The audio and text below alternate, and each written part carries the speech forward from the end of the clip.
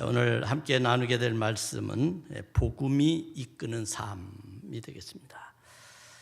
오늘 본문의 말씀은 조금 설교하기에 물론 단순하게 하면 단순하게 할 수 있습니다만 정말 우리에게 깊은 생각을 갖게 하는 말씀이다.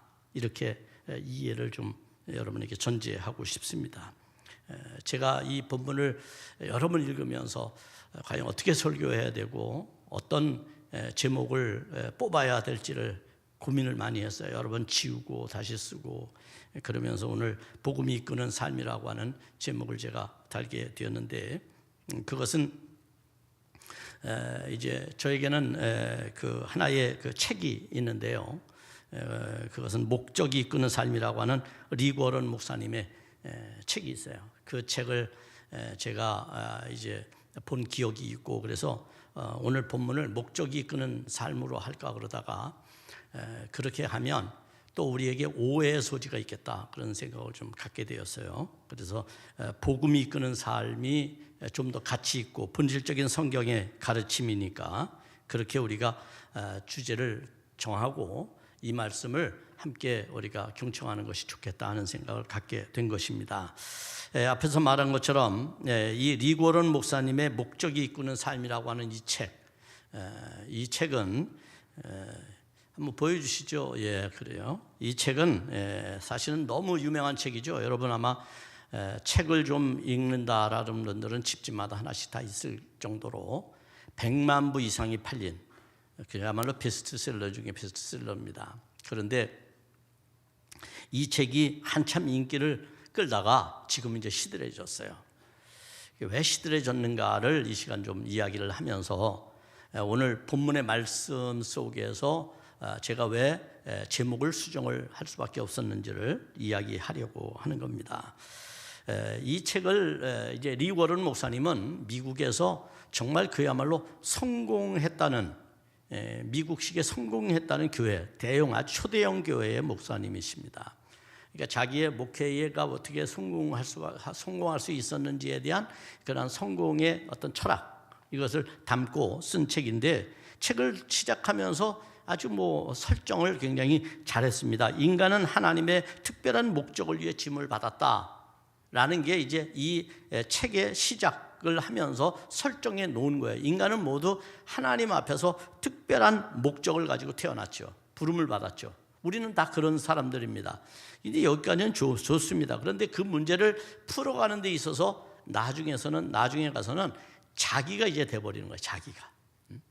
하나님이 아니고 자기가 꿈을 이루는 상황이 돼버리는 겁니다. 그래서 마치 우리에게 하나님의 창조의 목적과 그리고 우리에게 주어진 목표를 하나씩 수행해 가다 보면 인간은 하나님이 주시고자 하는 풍성한 축복을 받는다라고 하는 게 책의 원리인데, 결국 그러다 보니까 성공학이 돼버린 거죠. 성공학, 소위 말하면 어떻게 하면 성공하느냐라고 하는 인문학적인 접근이 바로 이 책이 갖고 있는 하나의 문제점이라고 볼 수가 있어요. 우리 한국교회도 여러분 80년대 이후에 미국의 그런 그 적극적인 사고방식 이라고 하는 그러한 그 인문학적 사고를 가지고 부흥한 교회들이 대표적으로 강남권에 있습니다. 그런 교회들이 있는데요. 과연 이것이 목회자들이 과연 세상을 향해서 그렇게 기록하고 또 외치고 말해야 되는 그러한 책인가라고 하는 고민이 이제 생기게 된 거예요. 많은 유행을 하기는 했습니다만 곧 지나지 않아서 이제 비난에 휩싸이게 되죠. 이 책이. 그 비난에 휩싸이게 되는 것은 지나치게 성경을 인간의 욕망을 어떤 투사하는, 인간의 욕망을 드러내는 그러한 것으로 우리가 삼고 있기 때문입니다. 그래서 마치 복음으로 그것을 포장해 버리는 거죠. 소위 인간의 성공이라고 하는 것, 또 성공주의자들이 말하고 있는 그러한 성공의 신화들이 복음으로 포장되어지는 것, 그런 것을 아무런 저항 없이 그냥 받아들이게 된 거예요. 그러니까 우리 안에도 어느덧 그것이 이제 자리 잡게 된 거죠. 그래서 우리가 되게 이제 단편적으로 말하면 뭐 예수 믿으면 복 받습니다. 이렇게 말할 때 그 복이 도대체 뭔가? 그 복이 뭔가? 라고 하는 것을 우리가 생각하면 언뜻 우리 한국 사람들이 좋아하는 그런 복의 개념으로 자꾸 이해를 하게 된 것이죠. 자, 그러다 보니 성경의 정당성이 훼손되는 겁니다. 성경의 가치가 훼손되는 거죠. 그래서 이 책이 이제 시들해지는 건데, 이 책에 대한 비난은, 이 책을 사실은 강력하게 추천하는 것은 한국교회 대형교회 목사들이에요. 자신들의 정당성을 마치 이 책에서 찾는 거죠. 우리도 이렇게 교회가 부흥하고 크게 성장했다고 하는 정당성을 찾는 건데, 그런데 아이러니하게도 이 책을 비난하는 것은 오히려 미국의 목사님들이에요. 미국의 목사님, 그것도 아주 유명한 설교가들에 의해서 비난을 받게 됩니다. 그 중에 미국의 복음적 설교가인 존 파이퍼라고 하는 목사님이 있어요. 이분은 인터넷에서 지금 이제 설교를 하고 계시는 분인데, 은퇴하시고, 이분은 뭐 대단한 설교가라고 얘기할 수 있어요. 근데 그분은 이런 이야기를 합니다. 미국의 번영주의가 아프리카와 아시아에 전파되는 것은 참으로 부끄럽게 생각한다라고 말했어요. 부끄럽다는 거죠. 왜냐하면 번영주의는 그 성경이 아니에요. 복음이 아니에요. 그런데 그것을 복음으로 희화화시킨 거예요. 포장한 거예요. 그래서 마치 그렇게 따라가는 것이 맞다. 그래서 어떤 의미에서 보면, 그래서 이분은 이제 뭐라고 말합니까? 그것은 복음이 아니다. 이렇게 아주 단정적으로 이야기를 합니다. 그것은 복음이 아니다. 복음일 수가 없다. 그리고 존 메가더라고 하는 아주 훌륭한 설교가, 영성가가 있는데, 이분도 이런 이야기를 합니다. 리고런의 목적이 이끄는 삶에는 복음도 없고 구원도 없고 죄의 문제도 없고 심판도 없고 생명을 얻는 회개도 없다라고 비난을 합니다. 그러면서 이렇게 말하죠. 그것은 오직 목적을 위해서 수단 방법을 가리지 않는 미국적 사고방식이다라고 말했습니다. 이걸 이제 과감 없이, 아무 꺼리낌 없이 그냥 좋다니까 받아들이게 되는 거예요. 그리고 돈벌이에 이용을 하게 되는 거죠. 어느덧 사람들은 이 책을 읽으면서 나도 성공할 수 있다라고 하는 환상에 빠지게 되죠. 아, 이렇게 하면 성공을 하겠다. 그러면 여러분, 또 다른 사람을 한번 여러분에게 등장시켜 보면, 세계적인 대부호인 폴 마이어라고 하는 분이 있어요. 이분은 27살에 억만장자가 됐어요. 보험왕으로 억만장자가 됐어요. 이분은 자기의 성공 철학에 대해서 이렇게 말합니다. 우리들의 마음속에 그린 것을 생생하게 상상하고 간절히 바라며 깊이 믿고 열의를 다하여 행동하면 그것이 무슨 일이든 반드시 현실로 이루어진다. 이렇게 말했어요. 어서 많이 듣던 얘기죠? 꿈은 반드시 이루어진다. 마치 이런 것처럼 말이죠. 그러니까 세상적인 어떤 철학적 개념이나 인문학적인 그런 소양들이 아무런 꺼리낌 없이 복음으로 둔갑하는 거. 그래서 사람들이 거기에 목적의식을 갖게 되는 거죠. 이런 것들에 대해서 우리는 한번 생각을 해야 된다는 말이에요. 과연 이 폴 마이어가 말하고 있는 억만장자가 되는 자기의 기술, 성공의 철학이 성경의 구절을 갖다가 끼워 넣는다고 해서 복음이 될까요, 여러분? 그럼 복음이 될 수 없는 거예요. 복음은 그런 게 아니에요. 인간의 욕망을 채워주는 것이 복음일 수 없다는 거죠. 그래서 제가 전에도 말을 했습니다만, 사람이라고 하는 존재는 꿈을 갖고 살아가는 건데요. 여러분, 꿈을 어떻게 꿉니까? 여러분, 꿈이 뭡니까? 우리 한국 사람들에게 꿈 이야기를 하면 꿈이 직업이 꿈이에요. 근데 이건 불행한 겁니다. 이건 교육 철학이 잘못된 겁니다. 꿈은 그런 게 아니죠. 직업은 먹고 사는 데 필요한 거예요. 돈을 버는데 경제적 수단의 활용일 뿐입니다. 그래서 어떤 분은 이런 얘기를 해요. 꿈을 이야기할 때 명사로 말하지 말고 동사로 말하라. 우리 중삼층에 불을 좀 켜주세요. 거긴 어둡게 앉아서 예배를 드리고 있네요. 가만히 지금 보니까. 그래서 우리가 이런 여러 요소들을 보면, 적어도 우리가 명사로 말하지 말고 동사로 말하라는 게 무슨 얘기예요? 명사는 되게 직업에 가는 거잖아요. 꿈이 뭐야? 그러면 의사. 꿈이 뭐야? 그러면 뭐 판사. 이렇게 꿈이에요. 그건 꿈일 수가 없어요. 그게 꿈이 되면 불행해요, 사람이라는 게. 왜? 평생 그냥 먹고 사는 일에 내가 먹고 살기 위해서 이 세상에 태어났나? 하나님이 먹고 살게 하려고 고생시키려고 이 세상에 우리를 내셨나? 이런 의문, 이런 고민이 생긴단 말이죠. 물론 먹고 사는 문제가 중요하지 않다는 얘기가 아니라 그것은 우리가 해결해야 될 문제잖아요. 그것보다 훨씬 이상이 있어야 되잖아요. 꿈이라는 것은. 그게 인간이 갖는, 인간의 고유한 영역 아닙니까? 인간이 갖는.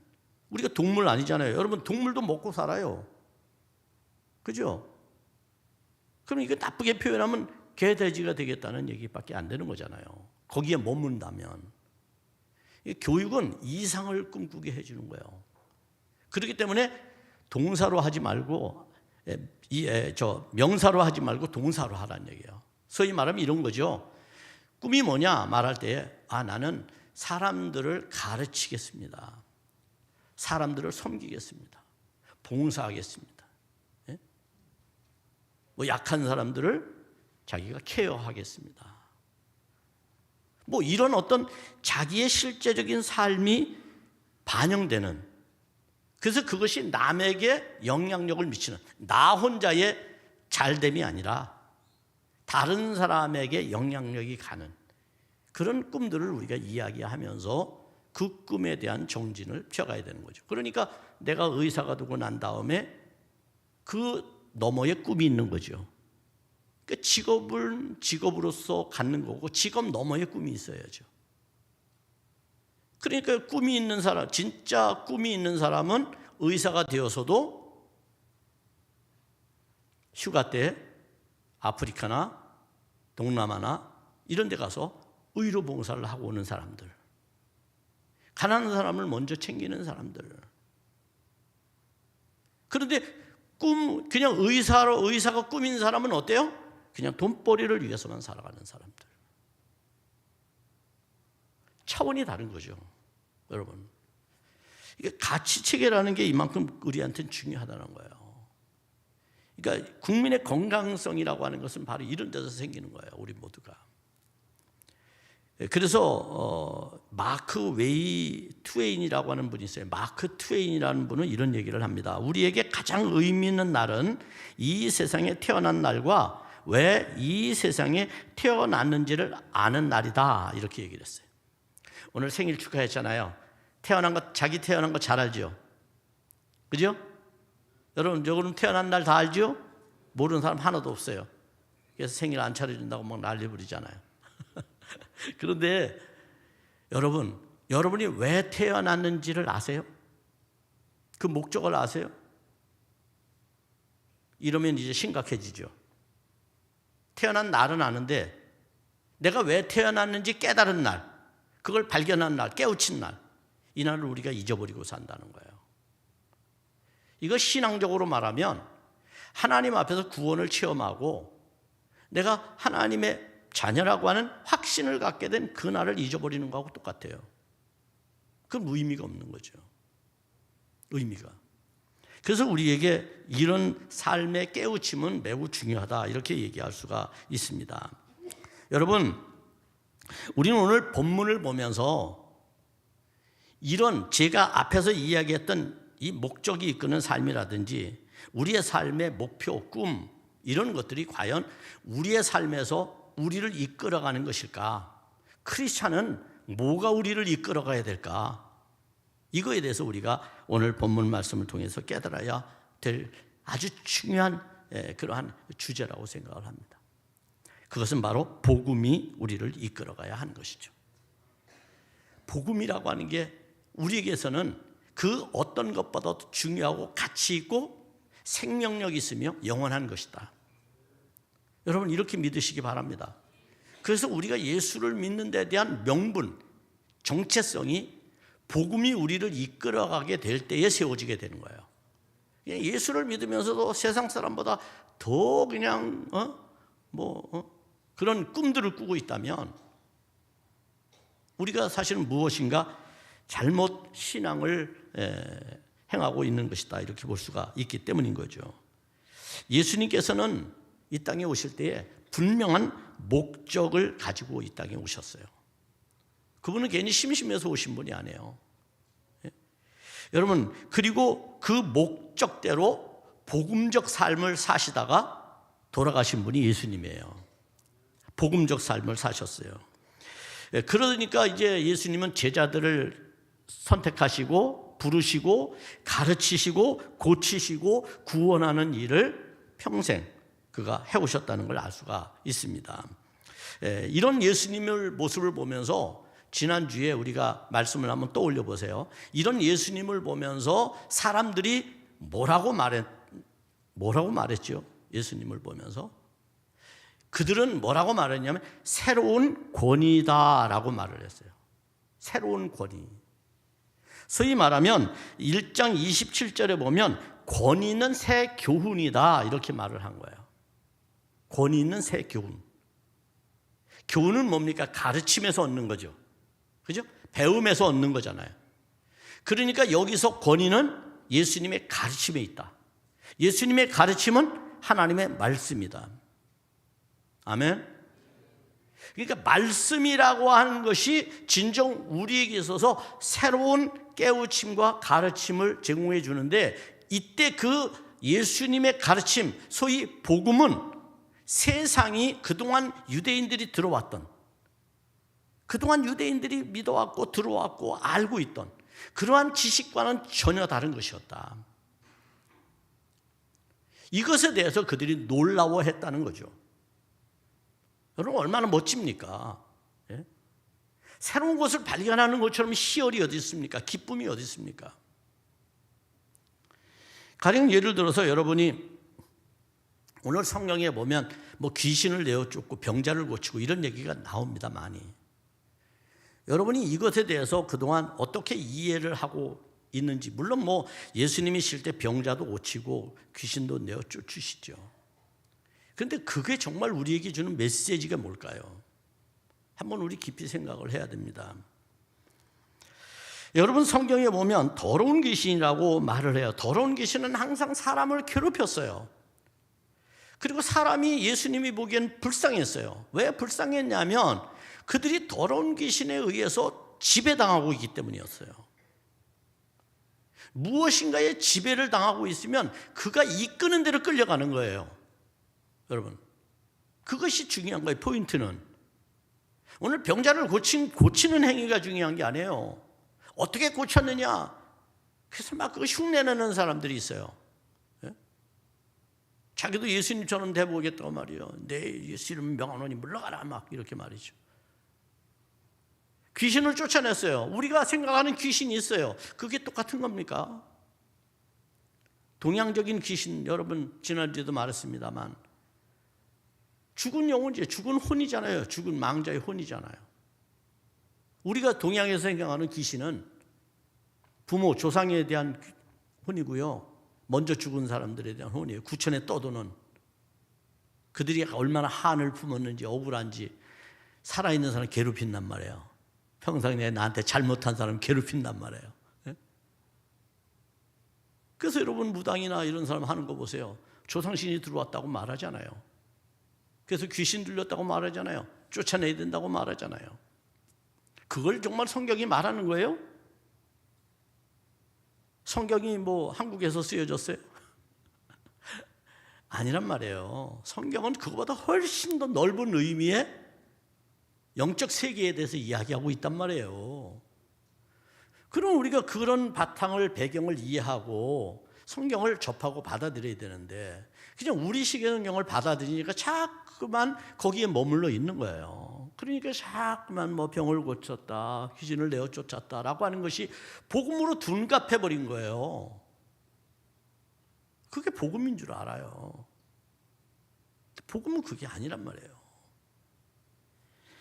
참 안타까운 거죠, 여러분. 오늘 예수님의 귀신 내어 쫓는 행위를 한번 우리가 한번 살펴봅시다. 예수님께서 이제 보시니까 귀신 들린 자가 있는데 예수님 처음부터 귀신 들린 자 알아봤어요? 몰랐어요? 한번 자세히 보면 알아본 게 아니에요. 자발적으로 귀신이 자기가 귀신이라고 자기가 자발적으로 자수한 거예요. 자수. 그럼 어떻게 자수했어요? 예수님이 회당에서 뭐 하셨어요? 말씀을 가르쳤잖아요. 가르쳤는데 귀신이 반응했어요. 사람들은 반응 안 했어요. 물론 뭐 놀라운 가르침이라고 나중에 반응은 하죠. 그러나 제일 먼저 반응하는 건 귀신이에요.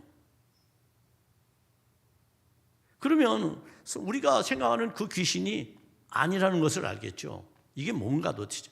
이게 뭔가? 여기로부터 이제 우리가 그 의문을 풀어야 하는 겁니다.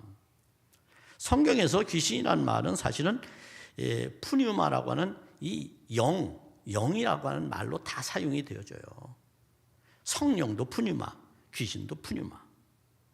그게 성경의 이야기예요, 여러분. 그러니까 우리가 여기서 이제 귀신은 우리가 이제 그렇게 번역을 한 거죠. 귀신이라고. 이게 이제 원어에서는 어떻게 하냐면 더러운 귀신, 더러운 영 이렇게 나와요. 더러운 영.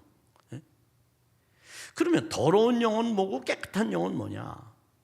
우리가 잘 알죠. 깨끗한 영은 성령이셔요. 놀라지도 않으시네요. 깨끗한 영은 성령이시라고요. 거룩한 영이잖아요. 더러운 영은 뭐예요? 그럼 타락한 영이에요. 그죠? 그걸 말하는 거예요. 그러니까 그 세계가 영적인 세계 속에서 일어나는 일들에 대한 가르침이라고 얘기할 수가 있겠죠. 이때 예수님은 자, 그러면 그것이 왜 타락했는가, 더러운가를 우리가 알 수 있는 중요한 대목이 있어요. 그건 뭐냐면 예수님이 가르쳤잖아요. 예수님이 뭘 가르쳤어요? 하나님의 나라에 대해서 복음을 가르쳤죠. 말씀을 가르쳤죠. 예수님의 말씀은 진리죠. 진리는 뭐예요? 거짓이 없다는 거죠. 참되다는 뜻 아닙니까? 그러니까 예수님의 참된 가르침에 거짓된 영은 자기가 도무지 살아갈 수 없는 상황이 된 것을 스스로 알고 예수님께 저항하는 거예요. 당신이 뭔데 우리에게 이럽니까? 라고 말하잖아요. 성경을 자세히 읽어보세요, 여러분. 말하지도 않았는데 예수님, 나와 무슨 상관이 있습니까? 왜 나를 괴롭힙니까? 그런 얘기예요. 더 쉽게 설명해 드릴까요? 난 놓고 기억자도 몰라요. 낯을 놓고 기억자도 몰라요. 얼마나 답답합니까? 여러분이 어디 길을 가요. 길을 가는데 여러분이 길을 잘 아는 사람이라면 길을 갈 때 두려움이 있을까요? 없을까요? 걱정할까요? 안 할까요? 안 하죠. 그냥 여행하듯이 삶을 지나가는 거 보면서 이게 새로 생겼네? 이러면서 쭉 가잖아요. 근데 길을 몰라. 근데 운전대 잡았어. 얼마나 불안할까요? 얼마나 답답해요? 얼마나 두렵습니까? 예? 여러분, 길을 알게 하는 것, 그런데 길을 모르게 하는 것, 그 차이라는 거예요. 그 차이. 우리가 천국 백성으로 살아야 되잖아요. 하나님의 백성으로 살아야 되잖아요, 여러분. 우리가 구원의 백성으로 살아야 되잖아요. 그런데 구원의 하나님이 택한 백성인데도 그걸 모르고 살아. 얼마나 답답해. 얼마나 두려워. 뭐 때문에 그래요? 뭐에게 이끌리기 때문이라는 거예요, 여기서. 거짓된 것에 이끌리기 때문이라는 거예요. 거짓된 것이 탐된 것을 감춰버리고 못 보게 한다는 거예요. 그래서 새로운 것을 들으면 새로운 것을 발견하는 기쁨이 있고 희열이 있잖아요. 새로운 것을 발견하는 게 얼마나 기뻐요. 과학자가 새로운 물체를 발견했어요. 여러분, 빨가벗고 춤추지 않겠어요? 그런 사람이 실제로 있어요. 목욕탕에 들어갔다가 벌거벗은 모습으로 온 도시를 뛰어다녔다고 그러잖아요. 그래서 여러분, 우리 말이다, 아침에 이치를 깨달으면 저녁에 죽어도 좋다고 말하는 거예요. 인간이라는 건 그런 거예요. 이치가 뭐예요? 그게 도 아닙니까? 도. 진리. 그게 길이, 인생의 길을 깨달으면, 내가 천국 가는 길을 발견했는데 내가 저녁에 죽은들 뭔 두려움이 있어요? 길을 모르니까 두려운 거죠. 길을 모르니까. 그래서 우리가 하나님 앞에서 바르게 이해하는 것이 얼마나 중요한지를 깨닫는 게 필요하다는 거예요. 복음은 그런 거라는 거예요. 참된 것을 말하면 거짓됨은 드러나게 돼 있어요. 드러나는 것이 두려우니까 감추기 위해서 저항하는 거죠. 그래서 예수를 부정하는 거예요. 복음의 말씀을 부정하는 거예요. 그동안 내가 잘못 알아왔던 거 깨닫고 회개하면 되잖아요. 고치면 되잖아요. 회개라는 게 뭐예요? 고치는 거죠. 뭐. 근데 안 한단 말이에요. 왜? 그냥 기존에 내가 알고 있는 게 좋아. 내 자존심도 있지. 내가 가질 거. 그러니까 무엇인가 새롭게 하려면 항상 저항이 있어요, 없어요? 있어요. 그건 인간의 차이예요. 무엇을 수용하려는 태도가 없는 사람, 고집만 있고 자기 아는 것에 딱 갇혀서 우물하는 개구리식으로 살아가는 사람, 뭔가 새로운 것을 하려면 저항해요. 싫대요. 이유 없어. 그럼 대안을 찾아보세요. 못 찾아. 이게 얼마나 어리석은 인간의 태도입니까? 그러면서 우리가 하나님의 나라를 꿈꾼다고요? 하나님의 세계를 꿈꾼다고요? 도전한다고요? 복음이 우리 가운데서 우리를 어떻게 이 얽어매고 있는, 거짓에 얽어매고 있는 것으로부터 해방시키고 자유하게 해주는 것에 대해서 스스로 거부한다면 우리는 어둠 속에 여전히 살아갈 수밖에 없다는 거예요. 그것으로부터 우리가 벗어나는 것, 그게 예수 그리스도의 말씀의 가르침을 통해서 해방되는 진짜 구원의 역사라는 겁니다. 그것을 병자나 귀신 들린 자나 해방시켜줌으로써 해결되었던 요소임을 우리는 알아야 돼요. 그게 목적이 아니라 그 속에 주어진 메시지. 그러니까 우리는 그동안 예수님이 뭘 치유했다고 그러면 치유에 그냥 관심만 두고 있는 거예요. 그게 아니라 치유의 그 모습을 통해서 우리에게 무엇인가 메시지를 주고 있는지를 깨달아야 돼요. 그러면 어떻게 우리가 알 수 있을까요? 오늘 본문에 보면 중요한 아주 이야기가 나옵니다. 예수님께서 이제 시간과 공간의 자리를 떠납니다. 시간은 어디입니까? 안식일이라는 시간입니다. 안식일 날짜 시간이죠. 공간은 어디입니까? 회당입니다. 회당에서 떠나서 지극히 개인적인 장소 어디입니까? 집입니다. 여기로 갑니다. 누구의 집으로 갑니까? 시몬의 집으로 갑니다. 시몬과 안드레는 형제입니다. 오늘 본문을 시작을 그렇게 합니다. 예수님께서 떠나서 회당에서 나와서 시몬의 집으로 갔다. 그런데 시몬의 집에 지금 누가 살고 있습니까? 누가 살고 있죠? 성경을 읽었으면 아는데 장모가 살고 있습니다. 자, 이제 여러분에게 질문합니다. 장모님을 모시고 사시는 분 계십니까? 불편합니까? 편안합니까? 불편하죠. 근데 왜 모셔야 됩니까? 이유는 몇 가지가 있겠죠. 장모를 모실 사람이 없거나, 장모님이 병들었거나, 아니면 가난하거나, 그래서 거할 곳이 없거나, 그죠? 그러면 지금 성경에서 마가가 말하는 시몬의 집은 가난하다는 거예요? 어떻다는 거예요? 가난하다는 거죠. 그럼에도 불구하고 장모님을 모실 만큼 시몬은 책임감 있는 사람이었고, 그리고 가족애가 돈독했어요. 가족애가. 그런데 여러분, 이 가족애가 예수님의 사역을 복음이 이끄는 삶을 살아가는데 방해가 되었다는 거예요. 그래서 지금 장모가 열병을 앓고 있어요. 우리나라 성서학자들 중에서는 이 열병을 화병이라고 보는 분도 있어요. 화병은 누구에게 있어요? 우리 한국 어머니들에게 있어요. 화병.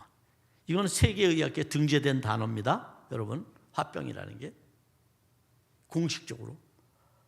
그러니까 이거는 대한민국 어머니들이 갖는 독특한 병이에요. 지금 장모가 열병을 앓고 있다는 거예요. 오늘 자연과학이 발달한 오늘의 시대에 열나면 뭐 먹어요? 타이레놀 먹으면 끝나요. 그죠? 그러면 뭐 무슨 의미가 있어요? 예수님의 말씀이. 그러니까 젊은 사람들이, 젊은 세대가 이 말씀을 읽으면서 이 말씀을 고치는 것에만 우리가 관심을 두면 그 사람들은 성경을 절대 이해 못한다는 거예요. 그러니까 이 사건, 치유받는 사건이 아니라 그것이 주는 메시지를 우리가 해석해내는 것을 훈련받아야 된다는 거예요. 그게 필요한 거죠. 오늘 이 사건이 도대체 우리에게 뭘 말씀해 주려고 하는지를 아는 게 중요하단 말이에요. 그러면 무엇을 말해 주려고 할까요? 지금 제가 설명드린 대로 가족이, 여러분, 그래서 예수님에 의해서 예수님이 이제 어떤 사람들이, 바리새인들이 예수님을 모함하기 위해서 가짜 뉴스를 퍼뜨리죠. 뭐라고 퍼뜨려요? 예수님 미쳤다. 바알세불이 예수님 들어와가지고 기적도 행하는 거다. 이게 이제 예수님 어머님, 친족들에게 들어가게 되고요. 친족들이 막 이제 모였어요. 급해가지고. 그래서 어머니한테 뭐라 그러는 거 아니? 야, 네 아들이 지금 이러고 돌아다닌다는데 너 왜 이러고 방치시켜 놓냐? 그러니까 어머님이 형제 동생들을 데리고 예수님 잡으러 오잖아요. 예수님 가르치실 때. 제자들에게 와서 예수님 만나러 왔다고 그러니 어머님 얘기하니까 예수님이 뭐라 그래요? 누가 내 어머니냐? 이렇게 말하잖아요. 그럼 예수님 어머니 부정한 거예요? 그러니까 성경을 그렇게 단편적으로 읽으면 안 되는 거예요. 그거는 부정한 게 아니라 그 속에 메시지가 있다는 거예요. 메시지. 적어도 예수님께서 하시고자 하시는 말씀의 의도는 뭐냐면 지금 장모가 열병을 앓고 있어요. 그리고 시몬은 그 장모를 모셨어요.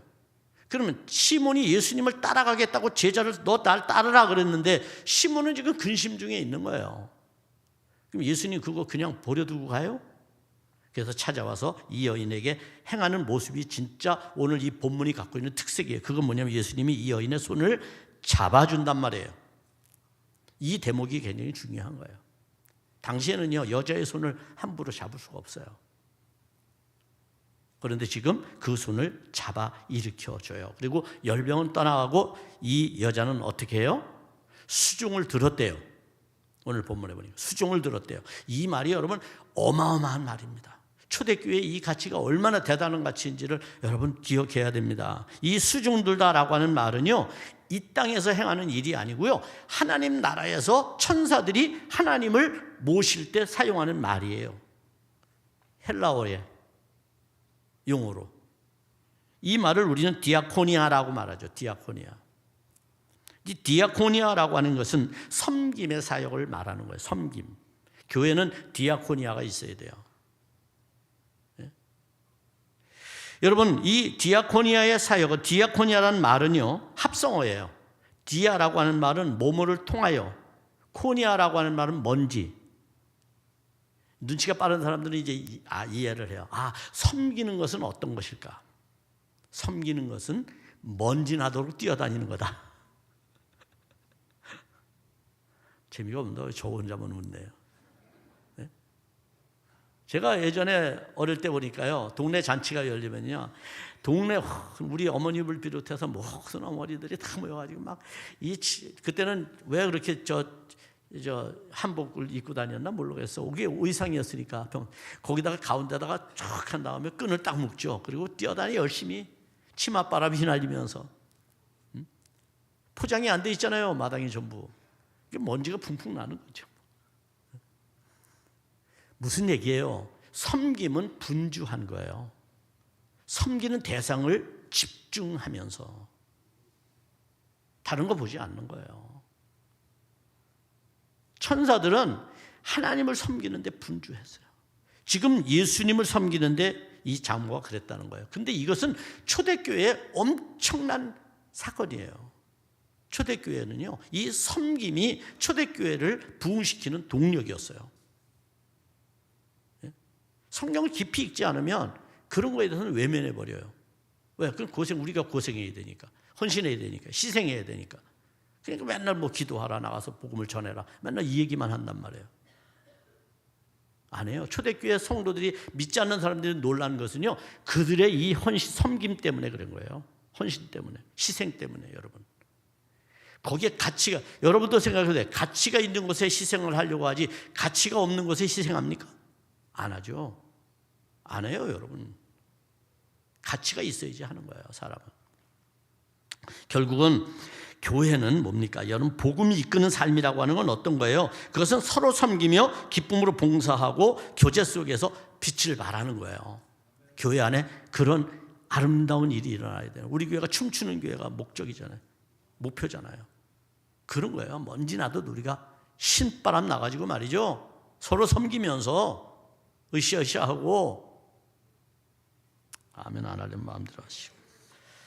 자, 그런데 이 일을 감당하려면 이렇게 섬기는 일을 행하는 데 있어서 그러면 섬기는 것이 서로 그냥 우리끼리 봉사만 하면 섬기는 걸까?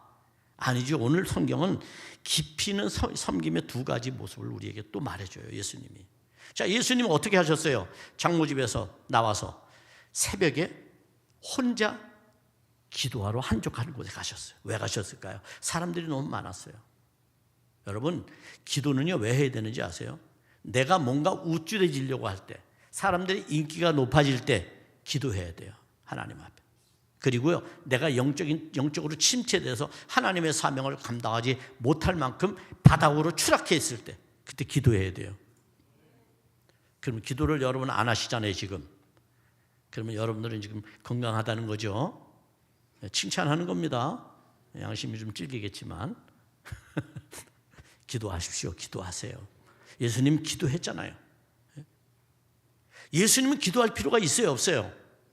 여러분의 기도의 방법으로 얘기하면, 우리가 생각하는 기도의 방법으로 얘기하면 예수님 기도할 필요가 없는 분이에요. 왜? 그분은 하나님이었어요. 근데 왜 기도해요? 그러니까 우리의 기도의 방법도 바꿔야 되는 거예요. 기도가 뭐냐라고 하는 거예요. 우리의 욕구를 채우는 게 기도가 아니고 하나님의 일을 감당하기 위해서 나를 하나님 앞에 굴복시키는 겁니다. 예수님 얼마나 많은 사람들이 사역을 시작하자마자 막 그냥 막 부흥하고 번창하잖아요, 지금. 인기가 말이죠. 그럴 때 예수님은 기도라고 하시는 거예요, 홀로. 왜? 사람의 인기에 일비리하지 않는 거예요. 당신의 오신 목적, 그것을 알기 때문에. 그뿐만 아니에요. 예수님은 기도만 하셨어요? 기도만 하지 않았어요. 제자들에게 뭐라고 말했어요? 우리가 나가서 전도하자 그랬어요. 그래서 가까운 마을로 가서 전도하자, 이렇게 예수님이 말씀하시는 거예요. 그래요. 여러분 기도했어요? 그래서 여러분 안에 하나님에 관한 신뢰가 쌓이고, 그리고 그것이 여러분을 영적으로 건강하게 만들었어요. 그러면 그 복음을 여러분만 가지고 있는 것이 아니라 그 구원의 기쁨을 이웃들에게, 형제들에게 나눠줘야 합니다. 이게 진짜 섬기는 거죠. 그러니까 섬긴다고 하는 것은 육체뿐만 아니라 영혼, 모든 것을 다 포함하는 것이다. 그런 섬김이 우리 안에서 일어나야 하는 겁니다. 이런 섬김이 오늘 주님께서 고백하기를 38절입니다. 38절에 주님이 이렇게 고백하고 있습니다. 마지막 38절에 보면, 네, 이렇게 말합니다. 이르시되 우리가 다른 가까운 마을로 가자. 거기서도 전도하리니 내가 이를 위하여 왔노라. 예수님 오신 목적이 뭐라고요? 이것을 위해서 왔다는 거예요. 그럼 여기는 전도만 있지만 그 앞은 기도도 있잖아요. 그러니까 우리가 다 해야 돼요. 사람을 섬기는 거, 기도하는 거, 영적인 거, 내 영혼을 아름답게 가꾸기 위해서 기도하는 것 아닙니까? 이런 모든 것들이 진짜 나를 섬기고 내 영혼을 섬기고 형제를 섬기고 교회 공동체를 섬기는 일들이 된다는 거죠. 이런 일들을 하라는 거예요. 그걸 위해서 오셨다는 거예요. 그래서 예수님은 그 이후에 39절에서 이에 온 갈릴리를 다니시며 그들의 여러 회당에서 전도하시고 또 귀신을 내어 쫓으셨다.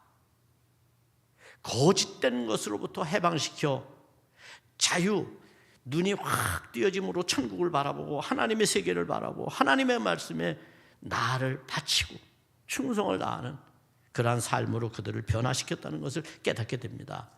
여러분 안에 이런 은혜들이 일어나기를 바랍니다. 나를 이끄는 것이 인간의 욕망이 되지 않기를 바랍니다. 내가 적어도 예수를 믿는 사람이라면 내 정체성에 있어서 가장 중요한 복음이 나를 이끌어가도록, 복음이 나를 이끌어가도록, 그래서 진정한 구원이 여러분 안에서 기쁨으로 폭발하도록, 넘치도록 그런 여러분들이 되기를 주의 이름으로 축복합니다.